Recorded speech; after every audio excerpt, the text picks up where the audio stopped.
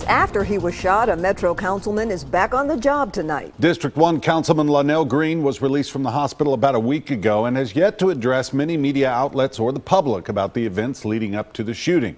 Our Rebecca Schleicher joins us live from the Metro Council meeting, which will kick off in about a half an hour. Rebecca, I understand you just finished speaking with Greene for the first time since the shooting. Rory, we spoke for about 10 minutes and just wrapped up a couple minutes ago. He did leave many questions open-ended, but he did also answer several of them as well.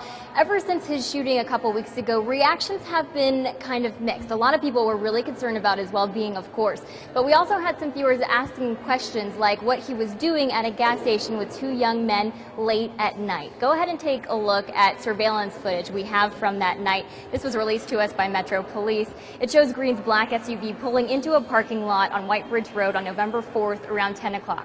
He gets out and follows the same path as the two young men that you saw in the parking lot.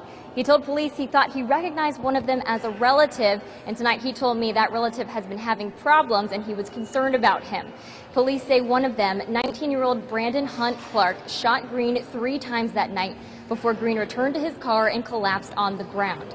As of this evening, Hunt Clark is still on the run, and the councilman said his position does open him up to public scrutiny, but he still wants to keep some parts of his life private.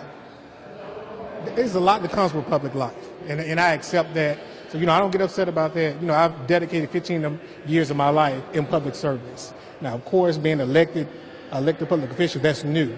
So I'm used to, certain level of scrutiny. People are going to think what they're going to think. And Greene would not tell me exactly where he was earlier that night, just that he was running errands.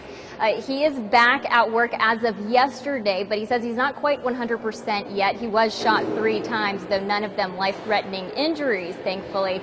He says that he's going to start working on his constituents' plans again, working with different development issues around the city in District 1. That's what he's trying to focus on right now, and he promises us that if this young man, the suspect, is caught, and if he does go to trial, that more of that information will come out then.